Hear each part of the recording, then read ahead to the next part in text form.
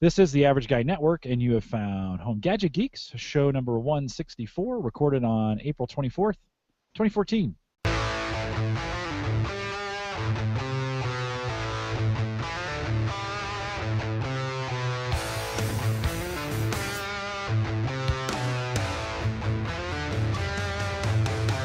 at Home Gadget Geeks, we cover all your favorite tech gadgets that find their way into your home. News, reviews, product updates, and conversation, all for the average tech guy. I'm your host, Jim Collison, broadcasting live from the AverageGuy.tv studios here in Bellevue, Nebraska. Dave and I were just talking about that in post show. Thank goodness it is springtime here in Nebraska. No better time to be in Nebraska than in the spring. And we post this show with world-class show notes each week out at the AverageGuy.tv. If you have comments, contributions, or even questions, you can send those to me. Just email Jim at the AverageGuy.tv. And a few of you have, find me on Twitter at jcollison, or now call in those questions, 402-478-8450. And actually, Kyle did that earlier, and I think I might try and play those for the show a little bit later, or just include that in there. So call 402-478-8450, and we'll play those right here on the show. And just a reminder that Home Gadget Geeks is now a part of the Geeks Network. Find all the links to this show and many other great podcasts out at thegeeksnetwork.com. You can join us for chat, watch, or listen live, and find all the navigation for everything we have, live and live 2. So Live 1 optimized for your PC, Live 2 optimized for your Surface. So you can check that out as well. Although maybe not your Surface, David, after you dropped it. I'll out at the AverageGuy.tv. All right, I have David Washington with me. We had David back in the fall, and I've been begging him to come back. He's had a child. Well, not you, but your wife had a child. Welcome back, David. Good to have you. Thanks for having me. I always have fun hanging out with you guys late in the afternoon during the week. So. Yeah, I appreciate you coming on in the evenings. You know, it's and you're moved into a new place up in the attic, so you're maybe away from the chaos of that. Good to see you. Yeah. Hey, tell me a little bit what's gone on work-wise for you at Microsoft. We haven't seen you since I think last fall, and we were talking Surface. Remember, I mean, that was around the MVP Summit and some other things going on. Lots happened in the last couple months. Yeah, so I think the last time we talked, we just launched Surface 2. We were talking about touch cover. We were talking about type cover. So yeah, a lot of interesting stuff. You might have to remind me on a few things, but we got a new CEO. That was a little bit. We'll talk about that here in a few minutes. Talk about that. So that's cool. And then also Windows Phone, obviously Build. Was the big event. Did you get to go to Build? I didn't, but in Minneapolis we host a mini Build. So we had a bunch of people in town come to the Microsoft office here. We gave out a few gadgets and just watched the live stream and kind of had the discussion about Build. So that's kind of cool. It was fun. And it's crazy. I'm still going back and just watching all the sessions because there's just so much content, everything from development stuff to design guidance to new hardware capabilities, Internet of Things. So, as a company, I think most people are recognizing how agile and kind of how quickly we're responding to the competitive pressure. So yeah, that's a big change, right? I mean, not. I know you probably shouldn't say that, but I mean, it does appear that Microsoft is responding much faster in more often than they ever have in the past. Well, and I mean, there's two ways to kind of speak to that. One is, you can't just magically be there. You have to be well positioned. And, I'm going to be the only one to say it, but when we took the bet and rewrote Windows, essentially in Windows Vista, it was when we rewrote Windows. There was a lot of pain that we came through that. But that was a new platform that really set us up for not only Windows 7, but Windows 8 and a shared core with Windows Phone and Xbox. A lot of that code is available, is running on the hypervisor for Azure. So, yes, we're finally in a position where we can kind of reap some of the benefits of that, that earlier platform work. We are being smart about it. I really like the way Satya positioned it. He said that we're going to compete with a kind of challenger's mindset. There definitely has been a shift in mindset. When I started at the company, I was just a college student, back in 2004, I guess. So I just kind of didn't expect, have any attitude. But in the early days, there was kind of an attitude that, Microsoft has been around the block. We know how to do things, and we're the kind of biggest player in town. But it's been really refreshing, where we really see ourselves as just another competitor, and we want to, challenge and kind of unseat the stodgy rivals, which at one point were the startups. So what do you mean, like Google and like Google? Apple? Yeah, exactly. They're ripe for disrupting. Yeah, I'd say. yeah, no, right on. I mean, Yeah. I was just reading an article today that the division lead for Google Plus has left Google. Yeah. And so all may not be rosy there. I mean, certainly they've grown and they are gigantic, and they're going to run into some of those same struggles that Microsoft ran into as it got bigger and tried to still be competitive. Yeah. So, Google's a great company. They deliver great stuff, but we're on it right now. Yeah, exactly. But it is fun. I'd rather be in our position than in their position right now. Yeah, well, I've been an MVP for 4 years, and on the home server side, and I was just renewed, and home server's gone, and so now I'm a Windows expert from that, and so I've got some things to learn as far as that goes, and of course, everything we use here is Windows and Windows Phone. I've got a 520. We've talked about that in the past before, and we'll talk a little bit more about Windows Phone as we move forward. But there does seem to be, and let me ask you this question: there does seem to be kind of a renewed vigor since the CEO change, and sometimes just a change in leadership. Steve took the company in one direction for a lot of years, and he was a part of the original management team. I mean, there's just some of that there. Talk from your perspective, just in and day out. Has the change in CEO changed things for you in your roles as a tech evangelist?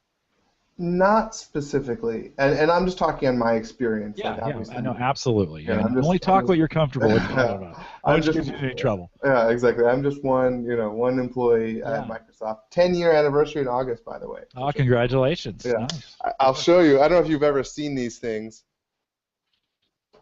We get these like crystals. Oh, wow. So this is the 5-year crystal, and then in August I'll get a massive yellow, like 10-year crystal, and then there's a 20-year that's even bigger. So you kind of can create like some sort of thing that will let you melt ants or something like that. Well, on the MVP side, they gave us this crystal thing. Oh, okay. And it's got a spine on it, and every year you get you just that's cool. Yeah, you just slide that in, and it just stacks up. And so I've got 2011, 2012, 2013, and now 20. That's good. It's smart that they fit together. These you just set them next to each other.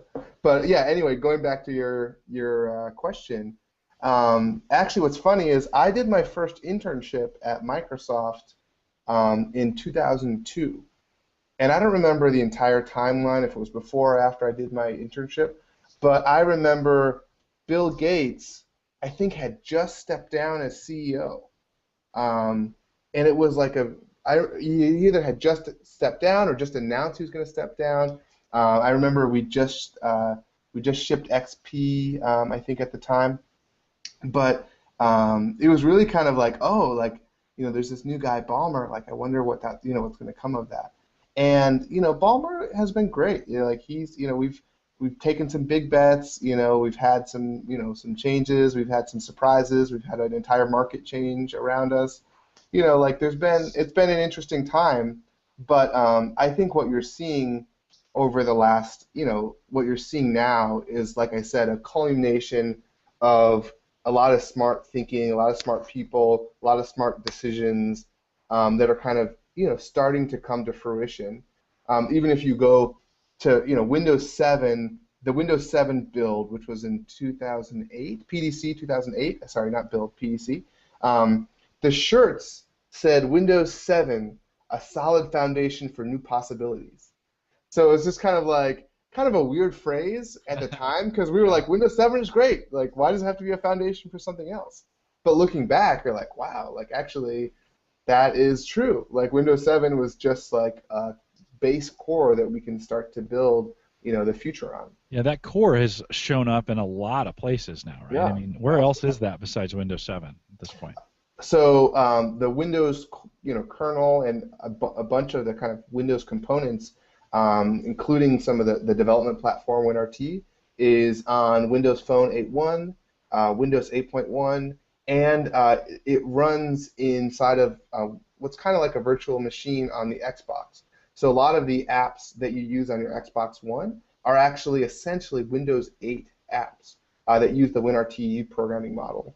And that's something that's like, that convergence is really powerful, because if you go even 6 months ago, we didn't have anything to talk about there, but now we're just really coming together, and we have really one platform for the phone, the tablet, the laptop, desktop, and the TV.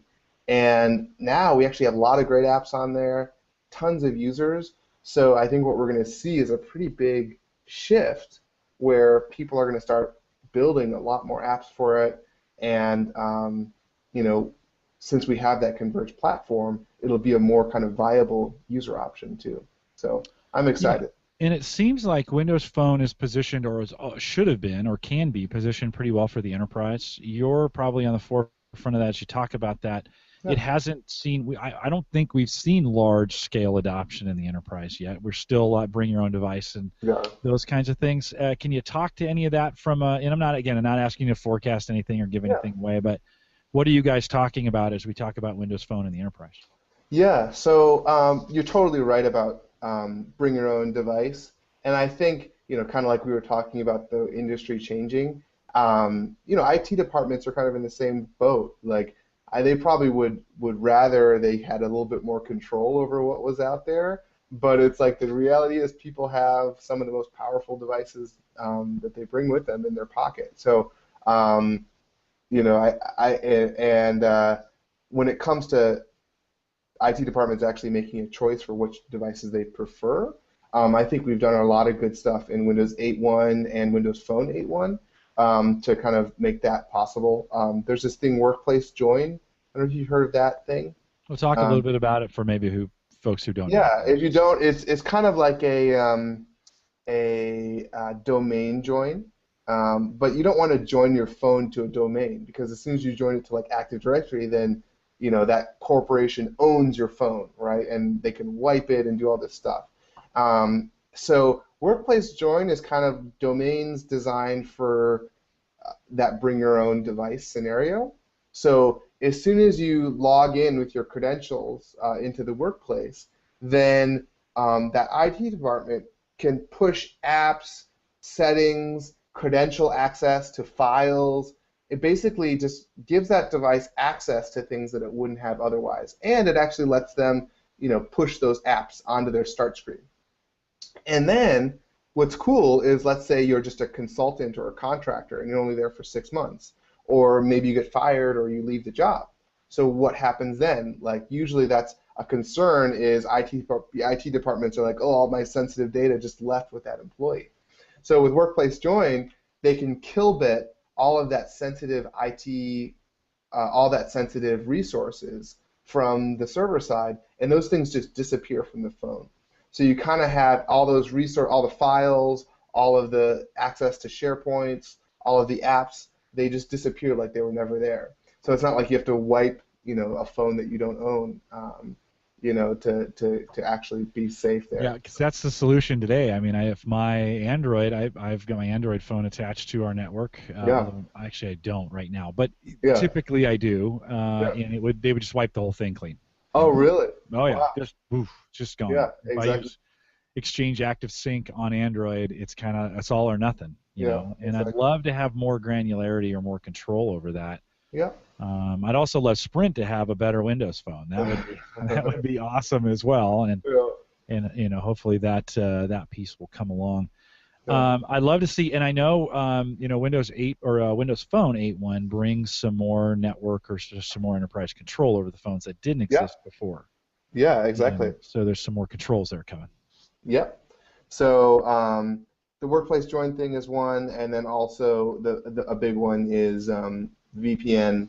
So you can actually VPN directly into your network, and it's funny because if you look at 8.1, Windows Phone 8.1, you're like, wow, how did they add all these features? Like, this is crazy in like, like what has it been, like 8 months? Like, that's crazy.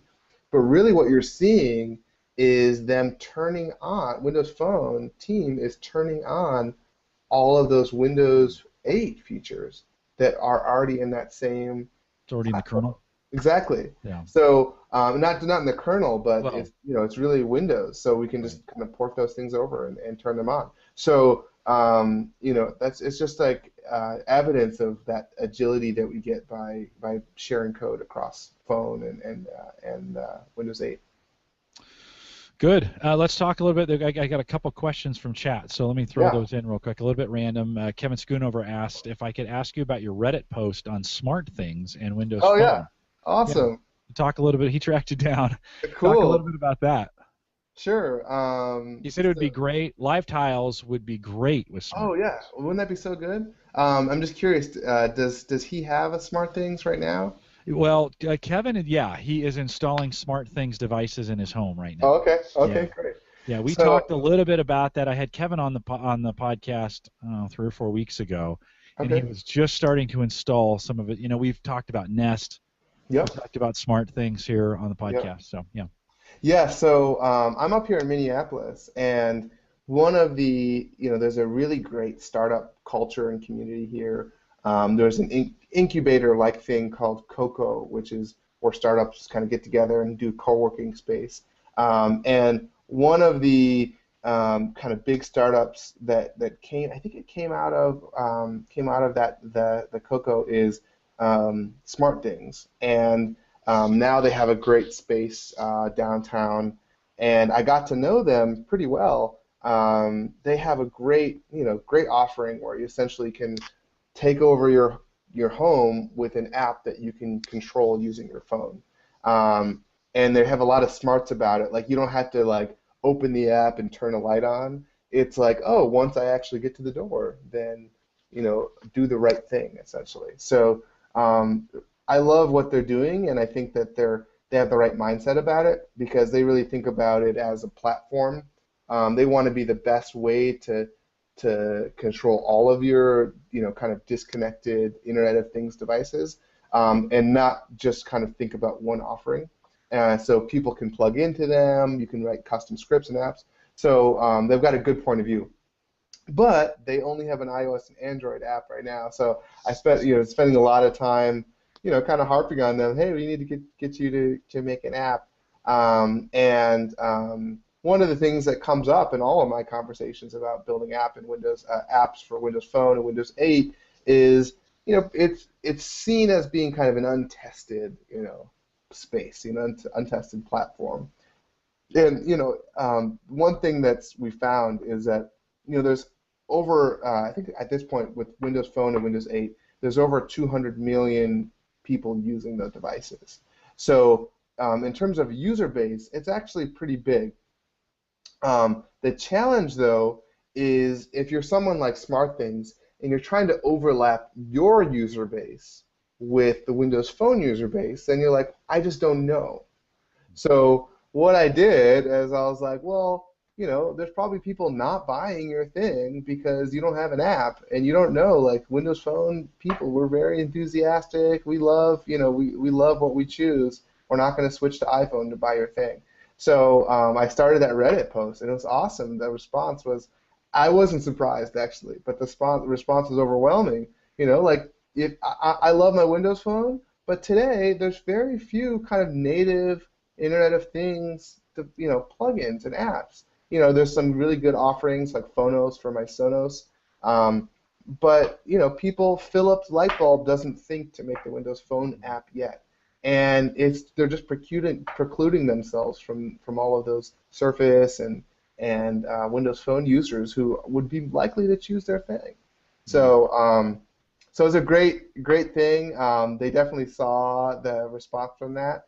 I don't have any commitments or anything, Sure. but I work with this guy, Andrew, at Smart Things, and he's a really great guy.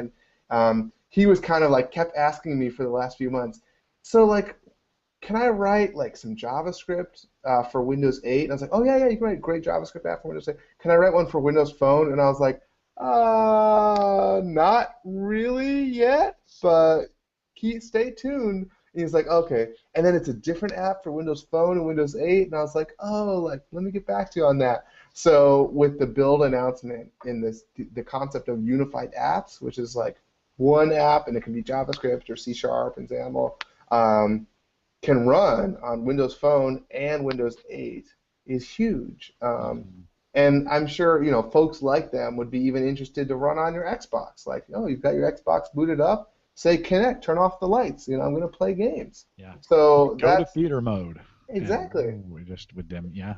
Exactly. So that's things that they're going to get on the Windows overall platform. It's not just Windows and Windows Phone. It's like the Windows platform that you're not going to get on a phone platform or like a Chrome, or what's it called, Chromebook, platform. So yeah. Well, so cool. yeah, that was great. I was really excited to see the Redditors, Windows Phone Redditors, jump in there and respond. So that was great. Very cool. Yeah, it's a good response. We tried to get their CEO to come on the show and talk a little bit about. Oh, no way. And they wouldn't. They turned me down. I know a few people. Okay. I'll take you up on that. I'd love to have him on the show. I'll kind of reintroduce you. I don't think I've ever met their CEO face to face, but there's this guy Ben Edwards, who's one of the co-founders. He lives in D.C., but he comes back to Minneapolis quite a bit, and I think he's their community guy now. So he trying to get the word out, trying to get exposure. So maybe I got to the wrong guy, Yeah. So if you run into those guys and just say, hey, I know this tech podcast, I'd love to. Because we did a couple shows around it. We talked about it. We went in depth, and I sent a note and said, hey, we'd love to have Ben come on. What's their CEO's name? I don't remember. I forget, too. I've never met him, actually. Yeah, hopefully you won't listen to this. I realized I've forgotten his name. But anyway, so we'd love to have smart things. With Home Gadget Geeks, another change since we had you on. We were Home Tech. Too general, too broad, and so we really wanted to get more gadgety, so to speak, with stuff, and of course this lines right up with it. Sure. Let me ask you another question from chat, and it's something we plan to work on anyways. In today's earnings call, I think that was today. Yeah. They talked a lot about the commitment to cloud. Mm-hmm. And so what are you seeing? Of course, Azure is the platform of the future for Microsoft going forward. Microsoft Azure now, as opposed to Windows Azure, which was a change. What are you seeing, or what are you hearing, or what would you like when we talk about cloud? And from my perspective, let me say this. I've been working with Azure now since the summit, the MVP summit in November. I got introduced there, and I thought, oh, this is cool, right? And as an MSDN subscriber, I get $100 credit on Azure, so I can mess around with it. Yeah. New offerings are coming out all the time. The storage prices are dropping as of next week. I mean, like 60% drop in storage prices next week. It's hard to spend that $150. It's hard. It's hard. I'm having a hard time. I mean, I've even bumped up a few sites, and I'm running a Windows Server 2012 R2 Essentials instance out there. Yeah. For our home server stuff, and I'm still not really blowing through that $100. So, talk a little. What would you like to, or what are you hearing, or what do you know about direction that cloud is going, and what Microsoft's doing around the cloud? Yeah, it's funny. I've given a few kind of dev workshops on Azure, and the way I think about it is, any place where you're managing something besides just writing code, and this is my paraphrasing the vision, you're doing it wrong, right? Like, you shouldn't have to plug in servers, and you shouldn't necessarily even have to install updates, or even care what OS your database is running on, or even have to worry about a connection string, right? So those are kind of things that you have to deal with now, right? But they're just getting in the way of you getting your ideas or your business out there. So if you look at Azure today, it has offerings across the entire spectrum based on kind of your comfort and your business's ability to take advantage of them, right? Some businesses really have a well-known, topology, and they just need to spin up one more server, and they'd really like to not buy the fans to cool that server, right? So they can take an image of that server, a VHD, upload that VHD to Azure, even if it's a LAMP stack or Linux, just upload it, and then that just add that completely to their environment as if it was in their machine. And then there's more platform as a service stuff, like what we're doing with SQL, right? Like maybe you want to just spin up a SQL instance, and it's actually SQL Server, so you can actually make those connection strings, but let Microsoft handle updating doing the Windows updates and Patch Tuesdays, and worry about what version of server it's on.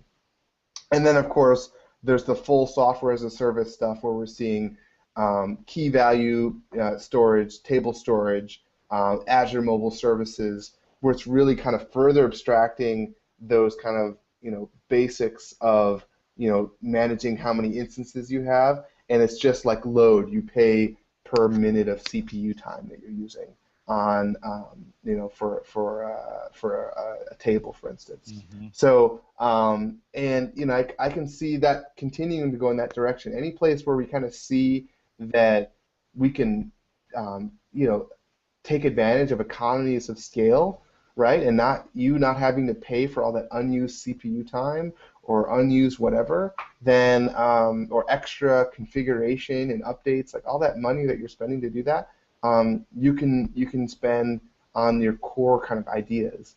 And it's funny because I talk to a lot of IT departments, and they're like, I've talked to people who are people who work in the IT departments, and sometimes they're like, oh, is that going to mean that my job's at risk, because if I take us to the cloud? And that's not the case. It's just a matter of changing focus. It can be about managing load or managing, what we see is instead of an IT department actually having to, pull servers from a rack, then it's about allocating the right amount of Azure based on budget to the teams that need it at the right time and taking it away when they don't have it. Yeah, so and protecting teams from one another. Exactly, right? exactly. Yeah. And there's still advanced network topologies. All of the kind of experience that all of those IT managers have is still needed and still can be used. It's just not, you don't have to necessarily do it, like plugging stuff in. Yeah, so I have a dual Xeon big Dell box that actually sits right underneath this desk. Awesome. This keyboard right here is the keyboard monitor. And when I fire that thing up, the lights dim. Yeah. And it's hot. I mean, it creates, in the winter it's not bad. It kind of warms up the basement really nice. And it runs at about 345 watts. I've put a kilowatt meter on that thing, right? And I try to be environmentally friendly in what I'm doing, but that's a lot of juice, right? Yeah. From that standpoint. And I'm seriously, that's why I went to Azure and I said, well, can I do the exact same thing in the cloud? And one of the drawbacks, right, from a home server perspective is I can't do backups. I can't do bare metal backups to Azure yet, right? Mm-hmm. That's still not available to me. So for the guys who listen to us on Home Server Show at homeservershow.com, that's still not available there. But I can get a complete 2012 instance up. And guess what? I don't have to pay the $500 for the licensing for that, right? I'm just paying for per CPU or whatever I decide to buy. And I actually have an instance spinning right now. It just runs. It's on a shared hosted environment, doesn't have to go very fast, and I pay I pay almost nothing for it. Yeah. Let me ask you a really practical, I think, user question. So I want to host. So a lot of the listeners have been asking me, "Hey Jim, can I get video files? Right? Can I get the video content for the show?" And today we post it to YouTube, but some folks want me to create an RSS feed so they can download the video to their phone as well and watch it. What would it be smart for me to create? Today I have a host provider that does it for me, but I could create a domain or a site right on Azure that would have that storage for me. Now these video files are pretty large and they consume some bandwidth when people download them. From what if you're recommending it to me, is Azure the right platform to spin that up and host my video files from them? That's an interesting question. It's with any kind of question like that, it needs to be evaluated, right? Sure. Like based on how many, given the file size and how many people are likely to download it, then you can kind of calculate what the bandwidth is. And Azure has a great pricing calculator. So before you even do it, you could just move the sliders. Like, let's say you're going to use 100 gigabytes of bandwidth every month. It's like, okay, maybe that's like not so bad. But it's like, actually, it's more like 10,000 gigabytes. It's like, well, then that might be a little bit more If you tricky. get popular, I mean, Yeah, that's things. If it yeah. gets really popular and people start.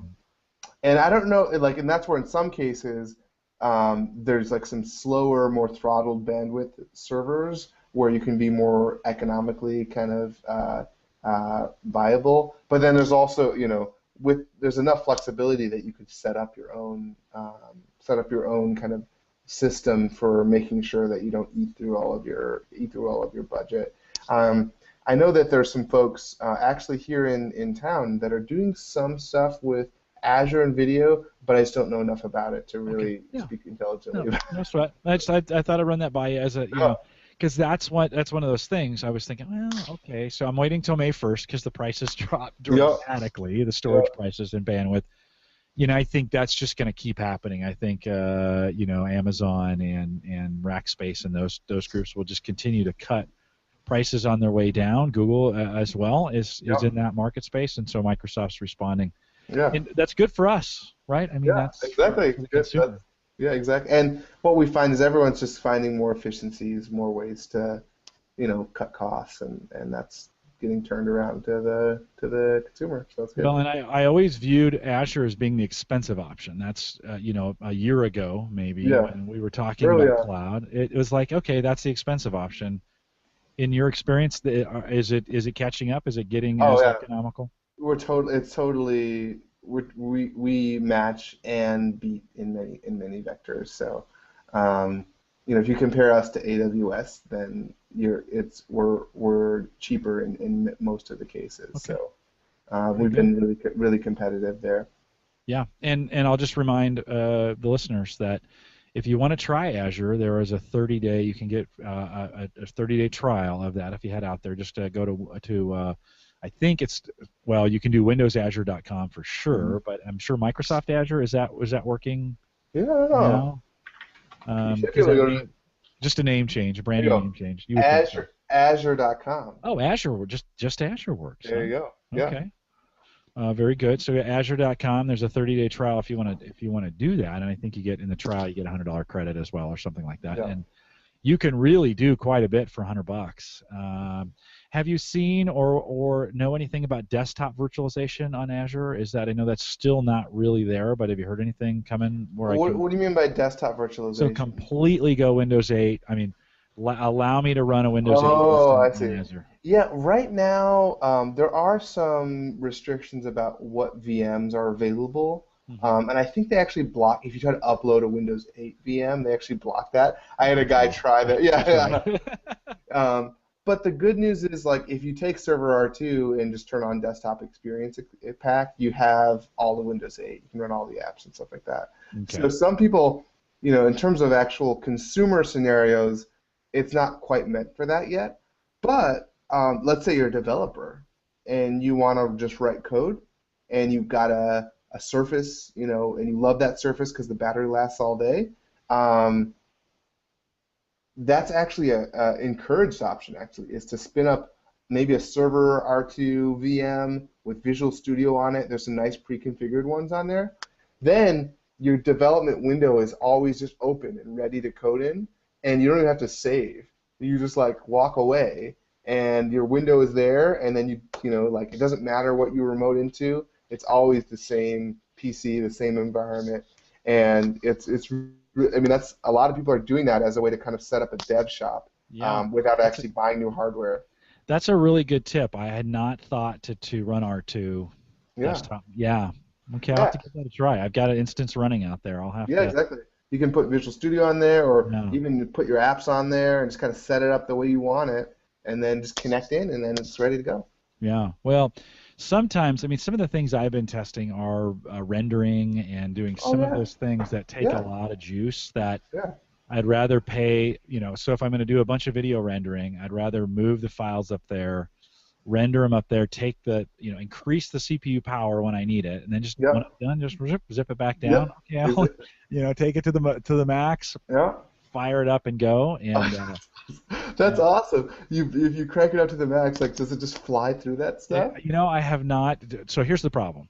Up till now, doing video edits on that box is painful.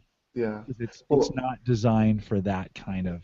and if you look at those, if you compare an Azure server to like what you have on your desk, like it has access to a lot of CPU power, but what it doesn't have access to is a lot of graphics memory or Right. graphics card Right. because they're essentially kind of off-the-shelf components for graphics. So I think there might be some options which are kind of optimized around graphic scenarios, but I don't know. I need to spend some more time during the winter, during Yeah. Christmas time. I had some time, and so I spent a bunch of time kind of researching and looking at it, and it didn't at the time. It didn't work. Now audio is a completely different story. That's a Hmm. little bit easier Yep. to get up there and to edit, and then if you've got long. Now those don't typically take a long time, but again, I'm thinking of just scenarios for the average user. Yep. And if Yep. you have those CPU intensive whatever that you're doing, if you can get it there, Hmm. just crank it up. And I've done this a couple times. I've Yep. just to test it, cranked it all the way, gave it 4 CPUs and Yeah. 64 gig of memory, and said Yeah. go, and then Yeah. then you can take it right back down. So Exactly. pretty cool. Even stuff like scheduling a job is great because you can't always rely on having your PC on or something like that. But scheduling tasks that can run, every night at a certain time and just be ready to go in the morning. Yeah, well, and there's some free options. Even you get 10 free websites there Yeah. using their shared. And I talk about this all the time, and why people don't take me up on it, I do not know.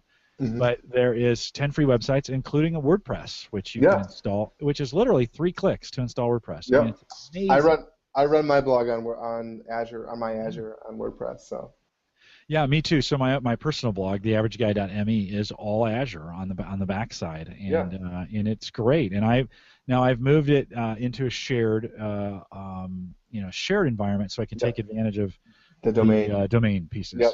I do the same thing. Yeah, yeah. Yeah. But it's great, and I think I'd pay maybe a couple bucks a month if I were. I mean, it comes right off the top of the credit that I have out there. But I Yep. think if I were a paying customer, $3 a month, maybe Yeah. 3-4 bucks a Exactly. month, which is what you're going to pay for cheap GoDaddy Yeah. thing.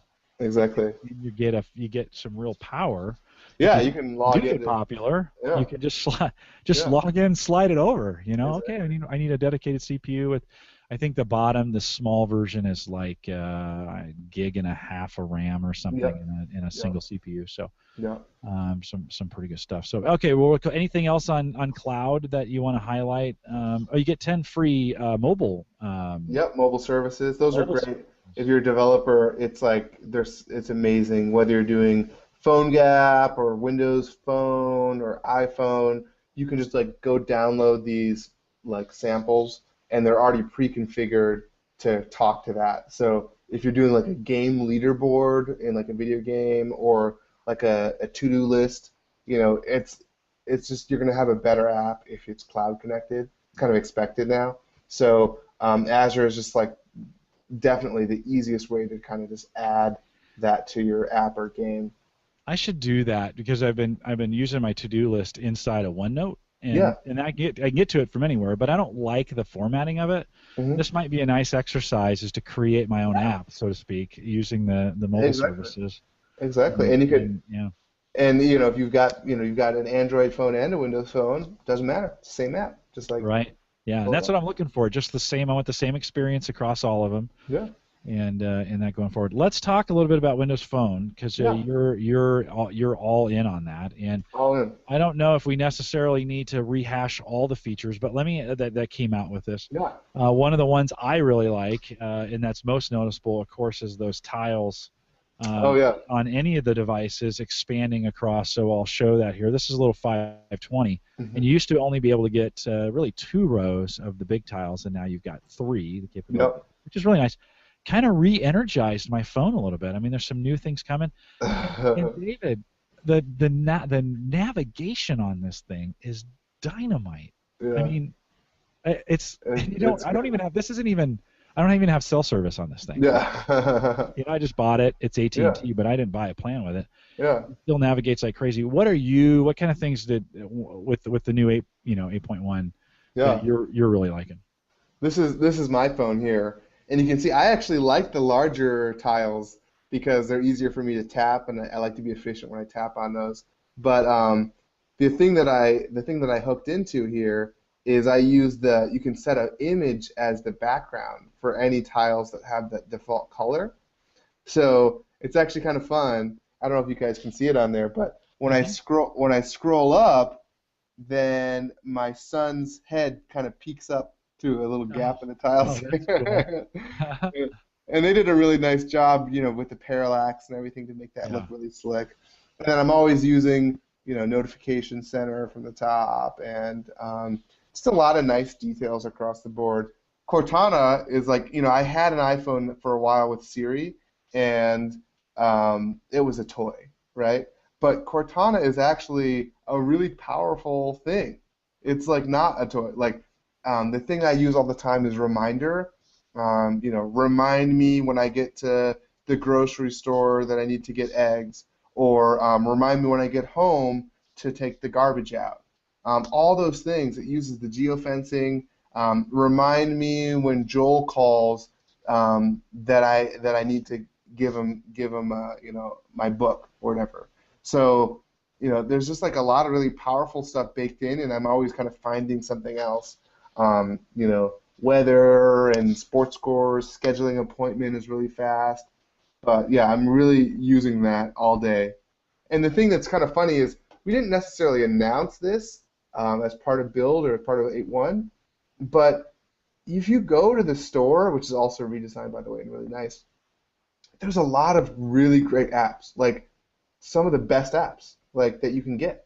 Some of them only on Windows Phone, some of the ones that are cross-platform. It's funny, I'm loving Bridge Constructor is kind of my new one, but I always go there and there's a fresh app. Like I remember, there was a time you go to the iPhone, you go to the Windows Phone, and there's some good apps, but they're not really fresh and not necessarily the best ones. Now I always have kind of what I'm looking for. I always have some of the best apps out there. And it really makes a difference in your experience. It makes me kind of love my phone, except for SmartThings. You need that. Yeah, yeah. Well, maybe it'll just show up in Yep. the store here pretty quick. They'll be like, oh yeah, Windows Phone. Maybe we ought to get Yep. one of those out there. Yeah. Yep. I gave them a phone though, so they've got everything they need to Nice. upload it. Yeah, good. Yeah, well, I think with the live tiles and some of those other things, there are some opportunities there. Oh yeah. You mentioned Xamarin a little bit earlier. Yeah. Tell me a little bit, because that hasn't. I know that's been talked about but from a dev perspective, what does that really mean going forward for Microsoft? Yeah. So Xamarin is just an option. Like Microsoft doesn't pretend to think that we're the only show in town, right? Like we don't think that you're only going to build an app for Microsoft, right? Like that it's just not realistic for anyone to really think that. Given people are going to choose the phone that's like that works the most for them, and something that we know because we actually like developers and we don't like punishing them, unlike our competitors. Is that it's very painful and expensive to write an app that runs on multiple platforms. So we really believe in being able to share that code. If you look at some of our core technologies, being able to write a HTML JavaScript app that runs on Windows Phone and Windows 8, that's one way that we're showing that. Another thing is with Xamarin, it's the same deal. You get C#, and you can program against. You can write a Windows 8 app, of course, and or Windows Phone, and you can have that code run on iOS and Android. So it's not necessarily that that it's like anything particularly crazy about Xamarin specifically. We just believe in these kind of middleware platforms that help make developers easy. Another example here is Unity. So everyone loves games. Some of the best games that you play, 3D and 2D games on your phone, are Unity games. And Unity is just a game designer that lets you export to any platform, iOS, Android, or even BlackBerry or Windows Phone. So that's another one that we believe in, and we have a lot of great partnerships with them on making sure that people can make great games. Yeah, and everybody can write and get on all the platforms. I Yeah. really appreciate that. I did an interview last week. I was at a tech conference, and I've been doing this thing where I take all my podcasting gear to these tech conferences, and I get a booth, and I sit down, and I I just email the session speakers and say, hey, Yeah. will you come into my booth and talk to me for 25 minutes about what you talked about, right? It's fantastic. Yeah. And so I talked to an engineer the other day who from HDR, a local design firm here. They're architects. They build big buildings. And one of the things he talked about when you said Unity, they're actually he's using Unity as as a back or as the engine for, because CAD is too slow, right? When they Yeah. develop these big buildings, it might take days for that CAD design to render, even on some of the best computers. But Wow. Unity does it in real time. Wow. And so they're trying to use Unity to write, they'll take the structure and load it on top of the Unity engine, and it only render those things in the areas that you're currently at, right? Yeah, And exactly. so Yeah. you can do real-time changes, and then it will upload that to the plan, and then you can pull Yeah. that plan off the top, which I think is very, very cool. The other thing you talked about is using eventually, if you load that tab or if you load that building in that kind of engine, using an augmented reality. So take your Surface, Yeah. hold it up to the wall, and in a sense becomes an X-ray, right? Because it's Yeah. aware of where it's at in the building and what it's Yeah. looking at, Yeah. and then it has the plans, and it uses the engine and the gaming engine in the background to render in real time what's behind that. What's behind the drywall here. Yeah, Is it exactly. wires? Is it? I mean, that's pretty cool. Isn't that cool? That's awesome. I love that. Yeah, I love Yeah. it. That's great. Yeah. Who That's would have really good. thought, right? You would use The a game engine. gaming engine. Well, and that's not the only example. I know a guy who's making a light box, so basically a simulator for light photography lighting. Not a light box, but a lighting simulator. So you set up your room, and then you place lights in the game environment to know that you got the lighting right, and then you go buy those lights so you can set up your photo shoot. Oh wow. So, it doesn't have to be just games. It's just a powerful Yeah. graphics. No, and it was for me that was kind of a change in my thinking, because Mm-hmm. you always think of games and you're like, oh yeah, but it's really good at instant rendering. I mean, Yep. that's what they're designed for. And Yep. so anytime you want, especially in the area of augmented reality, Mm-hmm.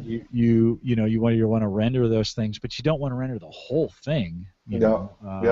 Thinking about that and simulations and stuff like that. So just what you said reminded me of that. I thought that was pretty cool. Well, for the regular listeners to the show, that'll show up on the averageguy.tv in a couple weeks. Okay. I'll be leaking those interviews that we did, and Nice. and so pretty cool. So, anything else on the phone that you're pretty excited about coming that came down with 8.1? I don't know. I mean, it's awesome. The browser. Oh yeah, it's I probably IE11 is the thing. Sure. Because on the Windows Phone 8, you had kind of a very clearly phone version of IE. The zoom and rendering was all a little different, whereas now you have all of the features, reading mode, tabs, tabs access to all of, like you can actually open up a tab from your tablet. So let me see, this would probably work up. I can open up, there's a list here of like in IE of all of my other computers that have logged in with my ID here. And in here, I think I see Snack Pro, and then there's the Average Guy podcast right there as a tab because I've got it open right now. Nice. So just stuff like that, it just makes it a much kind of more powerful platform. And then playing video, before Windows Phone 8.1, we didn't play videos in line. They'd have to play full screen. And that was kind of a bummer because if there was ads in the video, it wouldn't play correctly. So now it's all the same rendering pipe as IE11 on the desktop. So it's really, really nice and really good. Very cool. Now some good stuff with 8.1 for sure. Easy to get to if you just download that little developer app. Yep, exactly. Run it and it automatically updates. Tim Black was saying in chat he really liked the fact that now the apps update in the background. Oh yeah, that's huge. That's kind of brings it up to par with Android from or iOS from that standpoint. So that's good. Yeah. That's a good thing that's going on there. And then I need to mess with Cortana just a little bit more. I have not. We were doing a little bit in pre-show. I haven't had time to, but I need to ask Cortana some questions and get a really good feel for. It's crazy. Like even stuff like let's try one. Who won the Twins game?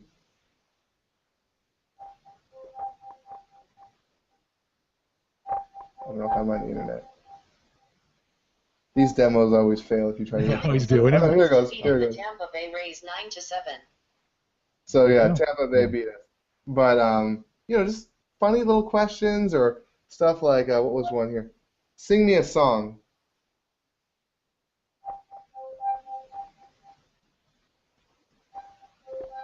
Here's one I know. Should old acquaintance be forgot and never thought upon? That's actually a good voice. Yeah, not bad. Wow, not a bad singer for a search engine. Yeah. Yeah. No, there's some interesting things I think worth. That has been an experience that's never worked on Android for me. Samsung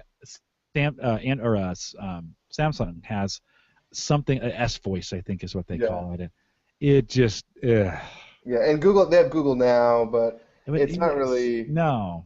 Yeah. No, that still doesn't work real well. So it'll be interesting to see how much better Cortana is. Oh, before we move on, I totally forgot. I can't believe I forgot. The keyboard is insanely good. So the Windows Phone keyboard was always really good because it has the typing suggestions and stuff. But now it's a swipe keyboard, so you can swipe over the keys, and it works amazing. It actually has the world record for the fastest keyboard right now. Wow. On swipe, using the swipe mode. Yeah, so it's not even that's the thing, is it's not even on Android. You have to go install another keyboard, right. Or iOS, it's not an option. Here, it's just like on there. You can type if you want to, or you can just it's hard to demo for me here, but you can just swipe exactly to what you want, and it will drop it in, and it's just comfortable because it's kind of impossible to type with one finger. It's like too slow without it. But now I can really do really quick thumb typing with one thumb and not two thumbs. So. Well, I watched a friend of mine do swipe, and man, she'd gotten really good at it. You could tell she was using it a lot, and she was just like Yeah, exactly. So, I need to get better. That's something I haven't. It hasn't worked for me. I'm usually talking to it, so I'll hit the microphone. Oh yeah. Yeah, there you go. Just talk. That works. I'm a talker. Yeah. So that works for me. Hey, as we're kind of coming up on an hour, and I don't want to keep it too long. I do appreciate the time that you had here. I want to ask you a little bit about, since this is Home Gadget Geeks, I want to talk to you a little bit about wearables. Okay. And kind of where you're at with that, and then as far as what you're using, and then where do you see Microsoft going in the wearable space? And you may not know anything around that, but where's Microsoft going? Yeah, so wearables are interesting right now. They're interesting in the same way that, like, I think about wearables when I think about the accelerometer in my phone, right? It's amazing to have that extra powerful kind of information, that sensor there, right? But it's really about what you do with it, right? Same thing with, you could try to say that it's all different, and like, a glass is different than a phone, or a watch is different than a tablet, but it's really about having the right capabilities at the right time. No one wants another thing, right? No one wants another store, another platform. Oh, I need to get the Google Glassware for this. Right. So like nobody wants that.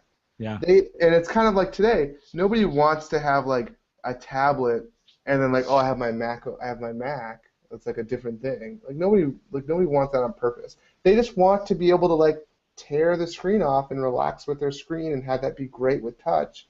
And then when they want to get productive, then have the capabilities with a keyboard and all that efficiency and productivity there. And I think that same example of laptop to tablet and tablet to phone and kind of having the right thing at the right time applies for wearables too. It's not just about like, it's a completely different thing. Throw away everything that you have now and like your world is disrupted. It's about,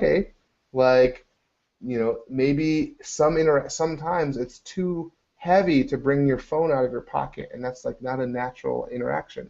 But you want to get some information that's on that. And it's like, well, no one wears a watch. I don't think everyone's going to start wearing a watch, so I think that's kind of dumb. Really, you think the whole watch idea is dead? I don't know. I mean, this is what I think. I don't think it's dead, but it's like, why would everyone just start wearing a watch? It's like, oh, Yeah. this is great. Like, no, like it's because people stop wearing a watch because once you have it close enough, it's like, why jump the barrier? But that's where I think there's interesting things with glass, but glass to me is kind of like tablet PC in 2001, right?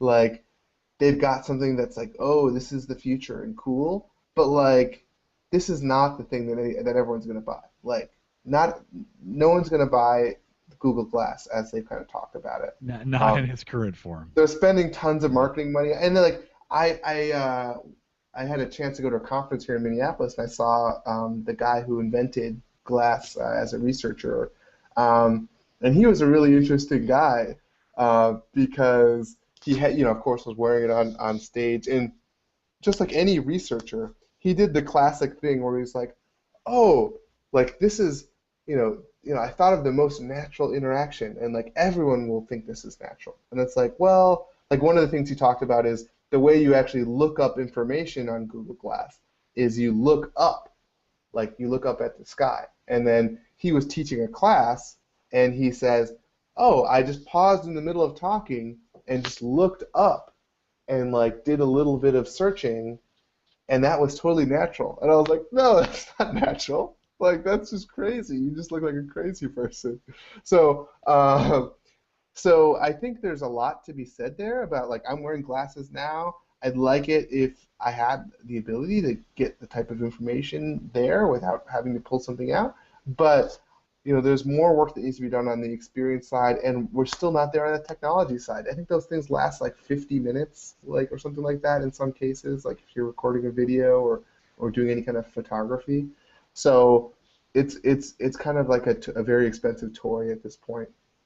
But I think that's an opportunity. We'll see a lot there. Yeah, I do think it's a good research project, right? Yeah. They're doing something very, very unique from that standpoint. That I agree with you. I don't think glass will come out in its current. I mean, Yeah. that's not a world phenomenon right there, Yeah. right? And you Yeah. can't have people walking around with this big Borg looking. It drives me nuts when I see them. I'm like, okay, that's kind of cool, but at first I was like, oh, that's cool. I get no. Then I started seeing them in the wild, and I'm like, oh, I'm a nerd, but I don't know if I'm that kind of nerd. Well, and the thing is, like, the Google would say like, oh, like everyone's going to be wearing these, and it's going to be great. But then, like, if you think about it, the best technology is kind of invisible, right?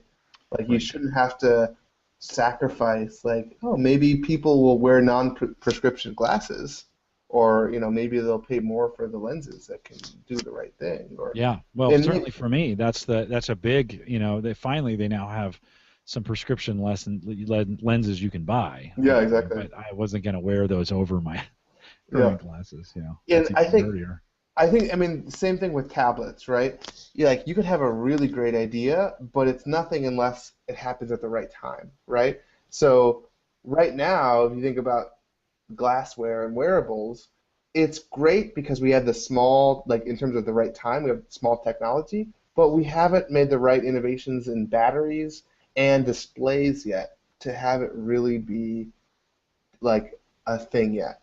And the thing is, once we get flexible displays and we get great batteries, then it could be a contact lens. It could be, maybe there's a world where you just kind of etch it on your eye. I don't know. Like, it doesn't have to be such a crazy thing if it's the right time. It just happens naturally. It will just happen. It's not like you have to force it to happen in this case. So, any movement from Microsoft at all on wearables that you know? I don't think there's nothing that we've talked about definitely. But if you think about, it's a big company. I'm sure we're doing pretty much everything that you can think of. So yeah. It's to go back to the watch metaphor. I stopped wearing a watch a decade ago, right, when I got my phone. It's funny how that just really died. I mean, there's still guys that wear watches, but not many anymore. Somewhere in here, I have my smartwatch, and I ordered it in like 2002. And the thing is, that was, if you think about the smartwatch, it actually was more appropriate at that time because people still wore watches because they didn't have phones. Right. But like, now it's still kind of crazy. But I when I got it in the mail, I was like, this is ridiculous. It's so big. Yeah. I never turned it on. I never put it on my wrist. I just kept it in the box. But then last year, I took it out and I booted it up, and it worked. I happened to boot it up the day before we shut down the wireless service, like power. So I only got to use it for like 4 hours. But it still worked. Yeah, still worked. Battery is still charged. So for me with a watch, right? We were talking about just before we went live about running, right? Yeah. And Oh, so, there you go. That's a great. Right. For me, I don't want to carry a phone when I run. I'll just, and Yeah. we experimented, or I tried some with the Fitbit Flex, which has been recalled, and I got my money back on it. That's done. And I've actually talked with some engineers at Garmin and said, by the way, I tried to get Garmin on the podcast too, and that's like an act of Congress to try and get some. They were like, a pod what? And I'm like, why don't you guys have your own podcast? Are you kidding me? You got all these athletes out there who would listen to anything you guys say.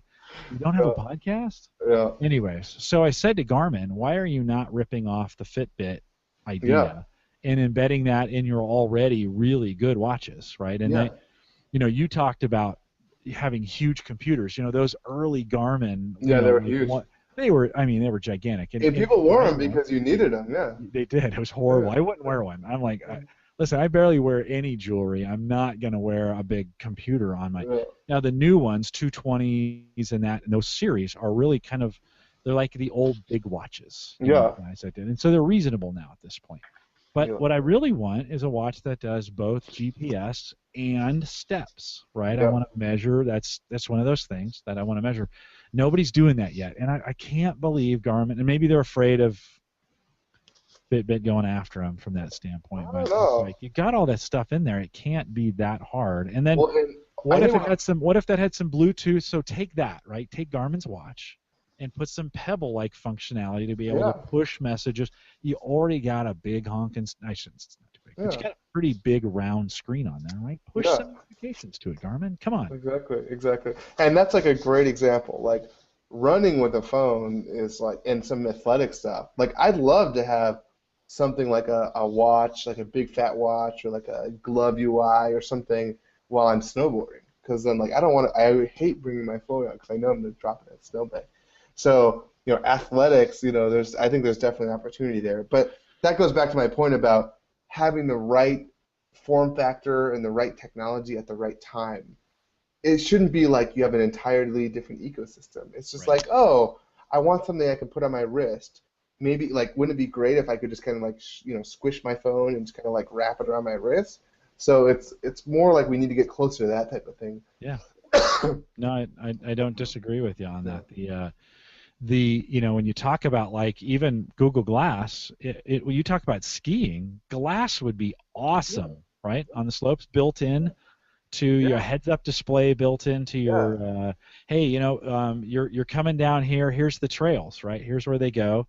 And by the way, I'm recording what's going on. So there's actually a ski goggle company that has that, a full-on heads-up display ski goggle that you can get today that has all that in it. It's awesome. Yeah, I went as far as I even I sewed in my cell phone. I took a pair of headphones and I sewed them onto the inside, and then I put the microphone right on the top of the helmet. Oh, awesome. And so they just sit down, and so I can plug that in, and this was a couple years ago now, but I could use Bluetooth to do the same thing today if I wanted to. But so that built in that connectivity to my helmet. So in theory, then I could put my phone down here, and it would just sit there all day, and then I could take calls. Why would you? But you could. Well, I mean, it's all about like just meeting up with people. You don't want to have to ever open that pocket, because as soon as you open it, then it's danger zone.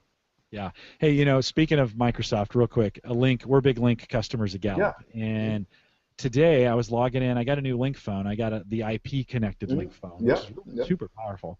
And it's full voice command, which I didn't realize. I didn't know that. Like, they're full voice. And then it said, hey, what are your options? Do you want to listen to your message? Do you want to check your schedule? Do you want to listen to your email? I'm like, listen to my email? So I'm like, yes, I want to listen to my email. So it goes first email, and then it says from, and because it's Active Directory aware. Yeah, it plays their voice, right? Their voice. Yeah. Susan. Yeah, it's exactly. Her voice saying that, and then it starts reading the email. And while we can't get Link to do a very good job of transcribing the messages yet, I mean that's still kind of More bad. tricky. Yeah. It reads it really well. Yeah. And Yeah. so I started thinking, man, I could start doing more of this in the car. Yep. That's actually a Uh, good point. I should do that, just like having it read so you can catch up on stuff. yeah. I mean, Yeah. why wouldn't you just, if you're driving and it's all voice activated, That's awesome. why would you, I haven't tried the Link client on Android yet to see if that, Yeah. this is a space where Link is still, we still got a little bit of work to do on Link. Is get it the same everywhere. Like Yeah. Outlook could be better that way too, although I think we're moving away from Outlook clients. Yeah. But Link on Windows Phone. They just shipped Link 2013, I think is what it's called, a few months ago. It's really nice because now you can actually, from the phone, you can watch like videos and presented, like someone shares their screen, you can see that on your phone. You can chat.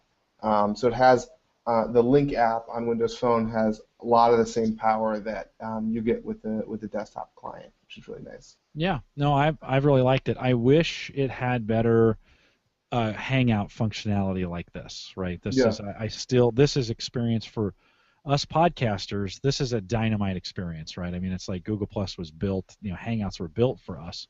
Hmm. Link is still, I can't go live anywhere like Hmm. this with Link. Hmm. And I can only get five photos to show up or 5 videos to show up on the Link client. So I don't think Microsoft's thinking that way, and that's okay. It makes, you can Yeah, record. focus wise. Yeah. Yeah. No, and that's okay. That's not where they're really trying to get the enterprise right, the enterprise experience. How can I get an executive to do a one-click connect to a conference call? Yeah. Because that's Yeah. really important, because Yeah. most of the times they don't want to, if it's 2 clicks, they're not going to join. Right? Yeah. And how can I record the conversation so we can play it back later, and how those kinds of things are very simple and very easy with Link. Yeah. So cool. Anything else from a Microsoft perspective looking forward that you're particularly excited about that you can share with us? I'm excited, really excited about seeing the future. More devices. I love the icon. I love the new Nokias that they talked about. Nokia, I think, is officially part of Microsoft. I I think think that it was is now, yeah. approved. So that's great. I'm really excited about Satya. We kind of had a quick conversation about that. Quick story. So Yeah. here's some more kind of office wear. This is at Microsoft. We have these ship-its. So every time we ship a product, they give us a little badge that we can put on our ship-it plaque. But the first one on here is Microsoft CRM version 3.0. But that's the first product I worked on when I started at Microsoft. But I actually, like I said, I did 2 internships, and the first product for my first internship was Microsoft CRM version 1.0.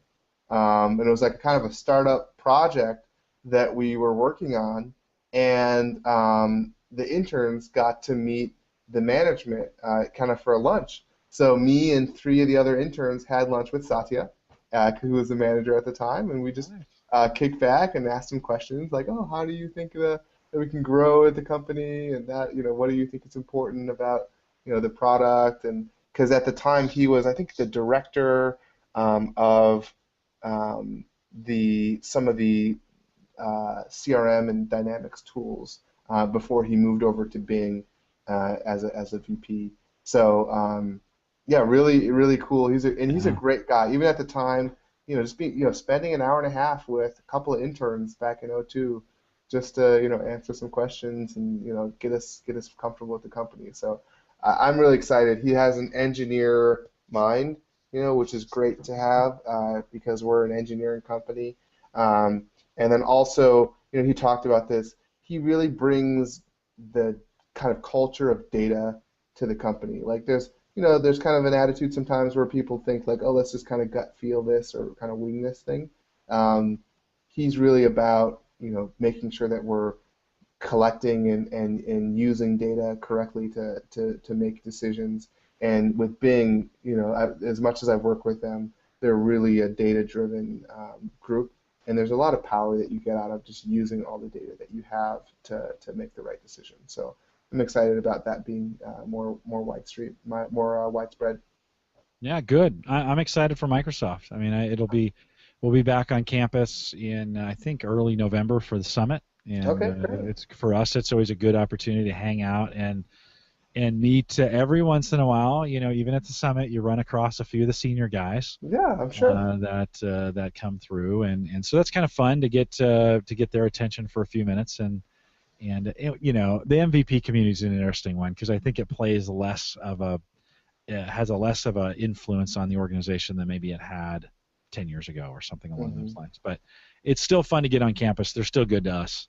And Yeah. it's good to get on campus and see what's going on there. I'm fairly excited. I'm really excited about a lot of the directions they're going.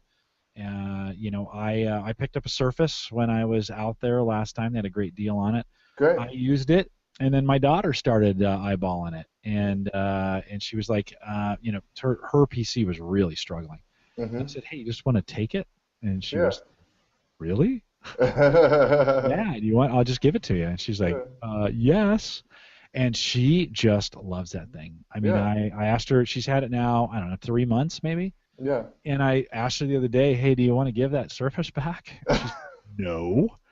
No, that was the thing. My wife, I bought it right when the Surface came out. I bought her that one, and I was like, oh, like we should upgrade you to a Surface too, or I get you something else. And she's like, no, like you can't take it away. Like it's like her thing. Like she uses it for everything, from watching Hulu to sending emails and stuff. And she's like, she has no problems with it. She just uses it like day in and day out as her kind of main. She doesn't have a laptop at all. She just uses that for everything.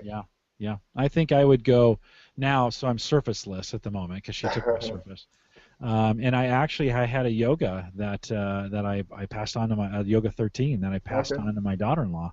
She needed a new computer. I get this stuff. I try it out for a while, and then they start stacking up, right? Yeah, I'm like, exactly. oh, hey, do you want to take this? And that was a really a very, very nice Windows machine that worked out very well. And so I'm kind of eyeballing. I think at this point I'll kind of wait and see where Surface goes. Whatever the third version of that ends up being, whenever we see. You have any update on that at all? No, I don't know anything about any Surface stuff coming. Yeah. What I do think are exciting are some of the new form factors that are dropping. I give out a lot of these Dell Venues, Dell Venue 8, Dell Venue Pro. This is just a box, but these are nice. Yeah, no, they've gotten great reviews in our community. Yeah, it's because I think you can get one of these for like $200 if you can find the right sale, or $350 or $300 without. But when you pick that up and you use it on an 8-inch screen and you never touch the desktop, you realize kind of how good Windows is as a fully mobile operating system. And the Dell Venue has Miracast in it. You ever heard of Miracast? No, I haven't. I don't use it. No. Oh, it's great. I bought this dongle, just plug it into the HDMI port in the back of my TV, and then I can mirror any Windows 8.1 device to that display totally wirelessly, and it's just like it was already plugged in. You just use it.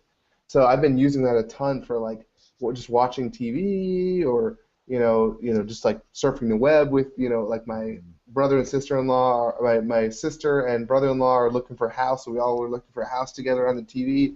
So Miracast is awesome. I definitely recommend people pick up one of those if they have Windows 8.1, picking up the Miracast. Action Tech has one. There's a bunch of them, but those are super powerful if you want to just project stuff. It's so good. Yeah, Surface Mini. Any? A lot of rumors about it. Yeah, so you don't know what you would say even if you knew. I wouldn't say it. They're asking me in chat. I'm obligated to ask you gotta ask. Questions. You gotta ask. And then Tim also asked, Tim Black. He's actually one of our Windows Phone guys out there as well. Ship dates for 8.1 in some of these carriers, and I imagine it's up to the carriers when they ship the. Yeah, I think there are some. It does happen more frequently, I think, than some of the Android releases. But if you want it, then you can get it through. I just put the developer thing on it and install it. That's what I've done. It's essentially anyone can get that app, because if you can log in with your App Studio, and App Studio is free and open to everyone. So just sign up for it. And then you're It's done. on, you're done. It's free. It used to be like $10, or $20 or whatever it Yeah. was, and that's free now.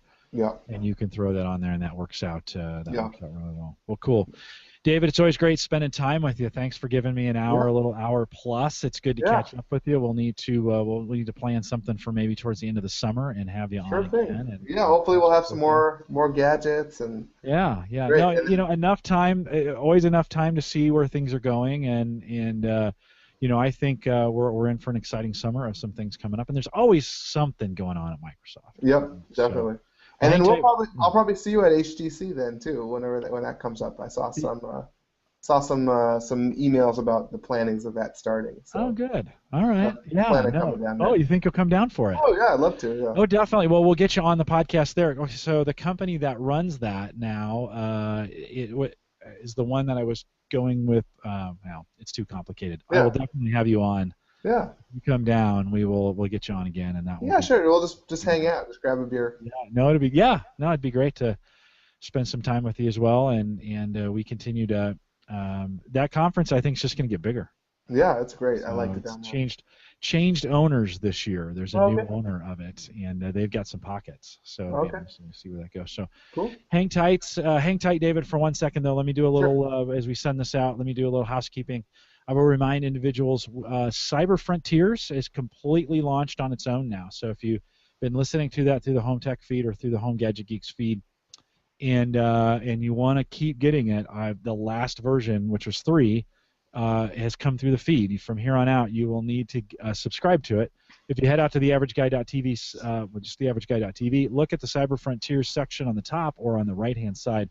All the links you'll ever need for Cyber Frontiers are there. So you can, if you liked that podcast and you want to continue to listen to it, get subscribed to it. It means a lot to Christians that you listen to it. So go out there and get that done. More from Christian as we get into the summer as well, although he's going to work 2 jobs this summer. So we'll see how much Christian we get on Cyber Frontiers. But a fairly exciting, we're doing some cool stuff with big data and cybersecurity on that podcast. So you might want to you might want to get subscribed to that as well. I want to thank you for the Amazon, using the Amazon link. A couple of you have just dropped me notes saying you're using it, and we appreciate that. We continue to roll that back into what we call the Tech Scholarship Fund. So if you're wanting something to try to test out, and you'd like but maybe the accounting department can't find the money for you, let me know. We'll buy it for you. You get to use it. All you have to do is write a little post or come on the podcast and talk about it, and you get to keep it. David, doesn't that sound like a pretty good deal? That sounds sweet. I like it. I was like, how do I get it on that? Just send me a note.